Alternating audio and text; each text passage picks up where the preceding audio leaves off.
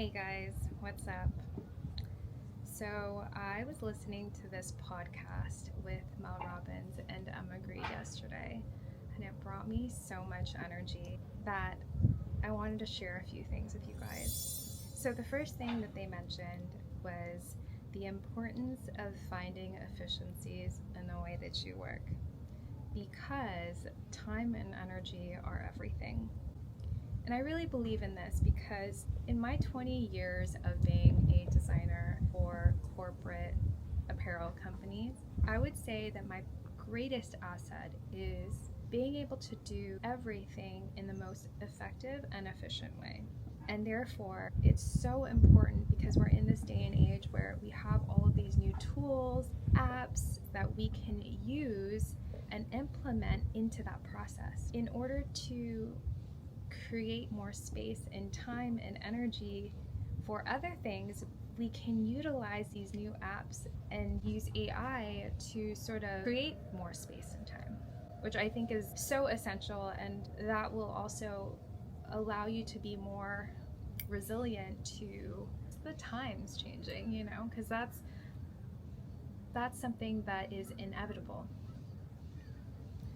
So the second thing that I wrote down is go where the energy flows. If something lights you up, then follow it. This is so true. I think this can pertain to relationships, like your passion, your hobbies, because when you are in that state, you're kind of vibrating at a different frequency. You're somewhat elevated. And when you get into that flow state of enjoying whatever it is you're doing in that moment in time, it actually attracts the right people to you as well. Well, I don't know if it's the right people, but it does attract people to you. And it might attract the right people because they'll witness you in that state, and in turn, you might befriend them or what have you. The third thing that I wrote down is how you do anything is how you do everything. So bring your best to even the smallest detail. Charles Ames said that the details are not the details, and I believe that as well, because I remember being amongst other designers, and this one person said, hurry up and pick something, it's not a big deal. I remember thinking to myself, I'm like, yeah, it kind of is. Like, that's not my philosophy of design. And not to say anybody is better, but what I have learned from my 20 years of experience is that the details are not the details. They make the entire thing.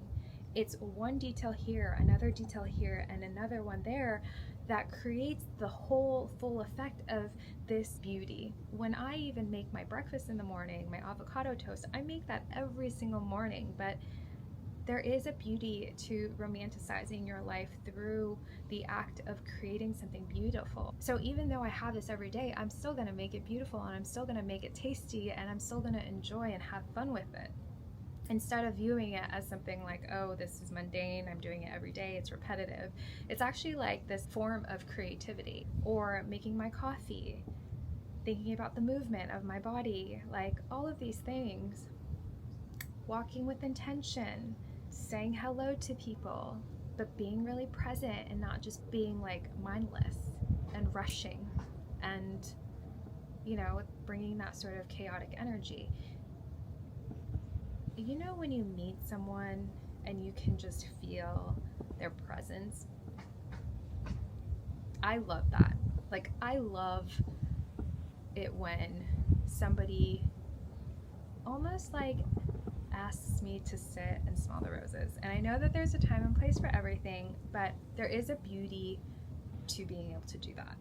So the fourth thing is when the right people support you, you'll see the people who never really did. And that's okay. A lot of times it has nothing to do with the other person and everything to do with change and evolution and growth. The beauty of growing through life is that we start to become more grounded in who we are. And by becoming more grounded in who we are, we become more authentic to who we are.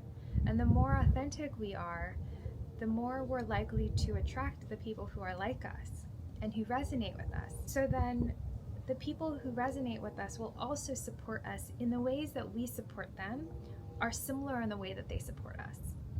And therefore, the people that we grew up with, that we shared history with, will just kind of be people that we shared that history with. And there will always be that sense of like nostalgia and home, but you'll start to realize that they almost don't know how to support you in the way that you know that you need now. And that's okay. And sometimes the greatest lesson is just being able to let that go and move forth and allow it to be okay, because shame and guilt, those emotions will get you nowhere. Those are literally the vibrations that are at the very bottom. It's like below fear. So I wouldn't recommend that from somebody who has experienced it. At the end of the day, you really have to ask yourself, what is more important? Chasing your dreams? Or is it spending time with people that don't really believe in them? And it's been a beautiful journey of just recognizing that it's all okay, and it's a little bittersweet, but it's almost essential for growth. If what you value is authenticity and growth, then oftentimes that is the best answer. And I think family is different, but I do think that when it comes to friendships, they're the family that we choose. And so if we're not getting the support that we need, then naturally they might affect us in ways that aren't really going to be beneficial for us. And that's okay too.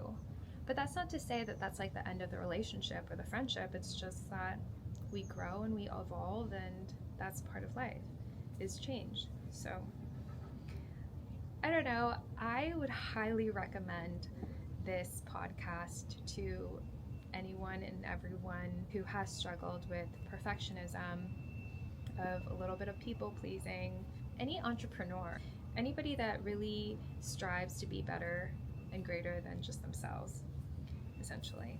So yeah.